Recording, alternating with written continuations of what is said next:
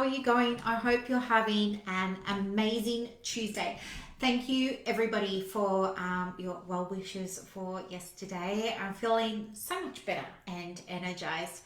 So, I wanted to come on and do this quick bite sized training for you to help you with your money mindset for private practice.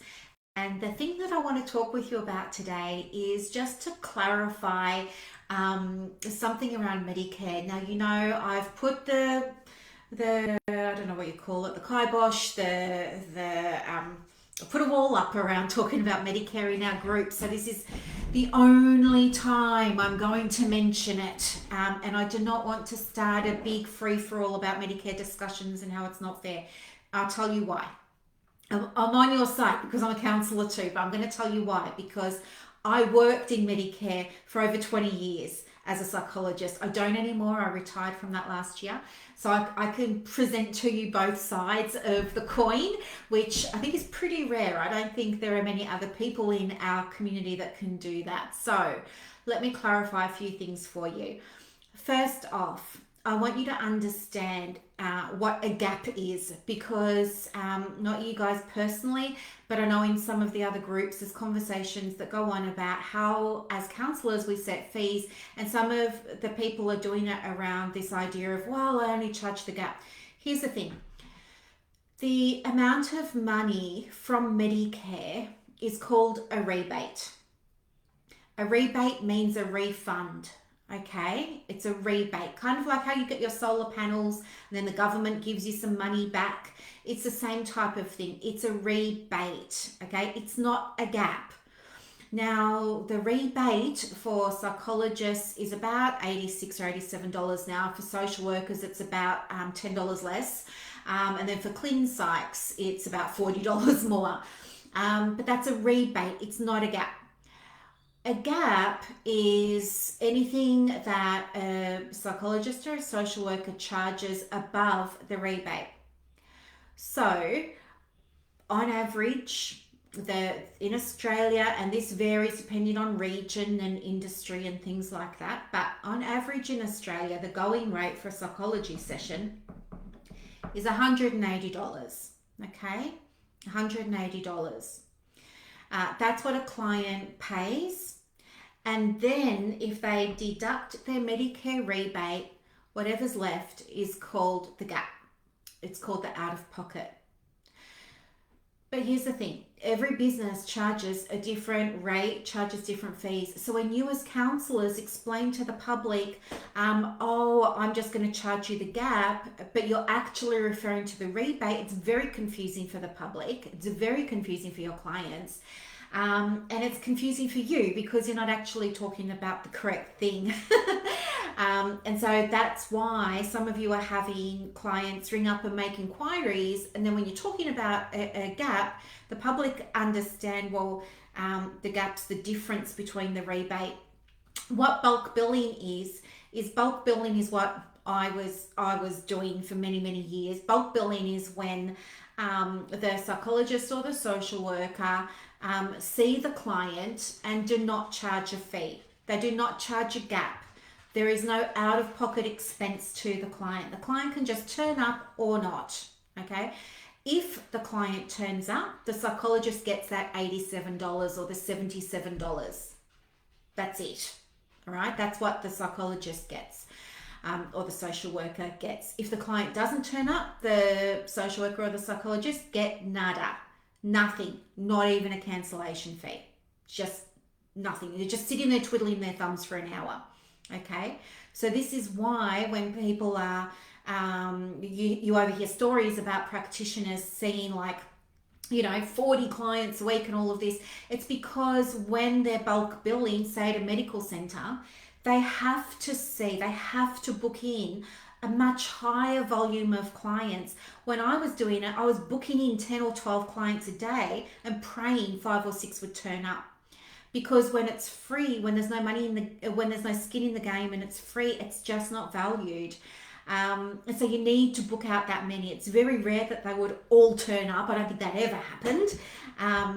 But those practitioners who are bulk billing and not charging the clients a single fee, they need to book more Okay, it leads to burnout. It's not ideal, right?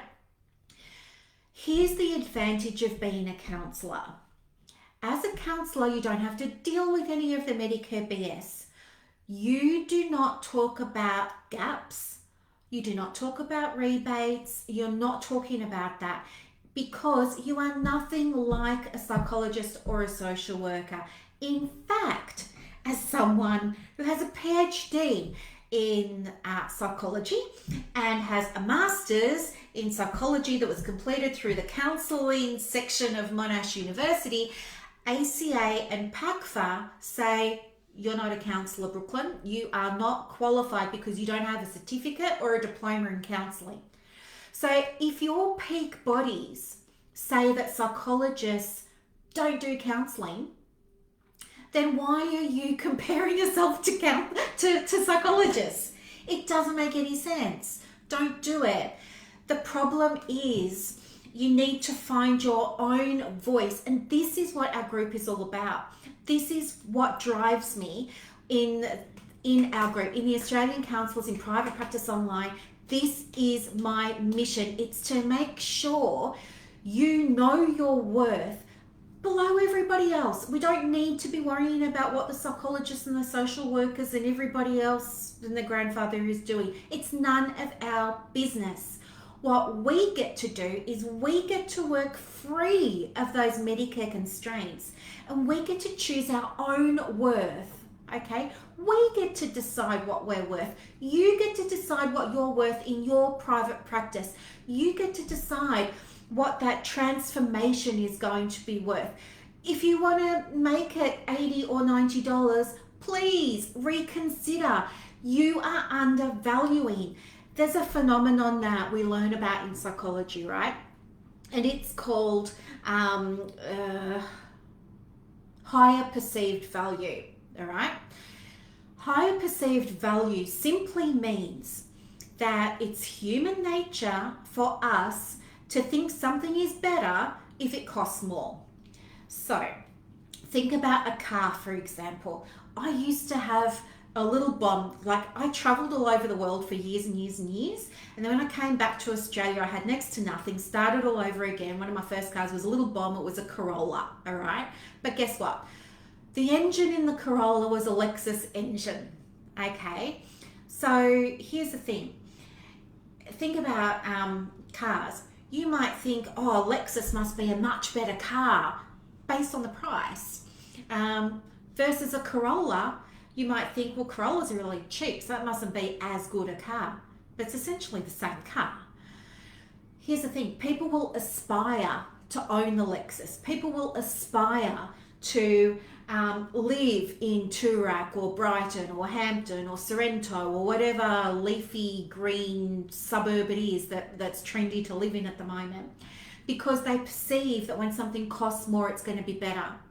And here's the rub. It works the opposite way as well.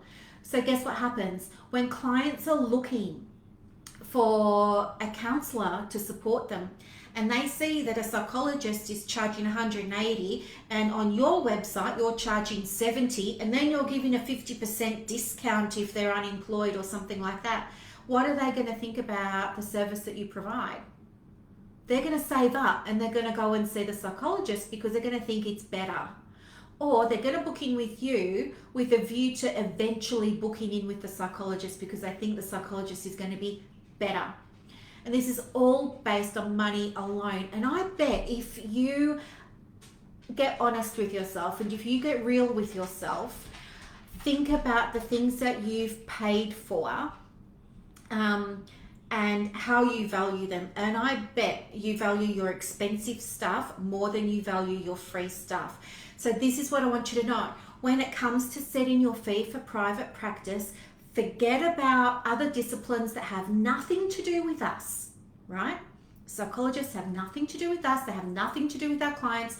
The social workers have nothing to do with us. They have nothing to do with our clients. You're counsellors. You work differently to them. You've got different qualifications. We know that. You've got different experience. We know that. Stand in your own right. Choose your own fees. Become desirable. Become you don't want to be getting the low-hanging fruit. You're better than that, okay? If people want to go and get free services, guess what? There are organizations, there are communities, there are NGOs, there are not-for-profits, there are all those sorts of things where people can go and get the freebies, all right? That's fine. There is room at the table for everyone. You are not less. Your service is not less. Your transformation is not less. The outcomes and the results your clients get are not less because you're not a psychologist or a social worker. No. All right? Start establishing your own sense of identity as a counselor and choose the fee that's right for you. Nobody's saying you can't charge $180. Go for it. No one's saying you can't charge $200. Go for it. A counseling session with me is $300. A coaching session with me is $500. People pay it when they value the transformation.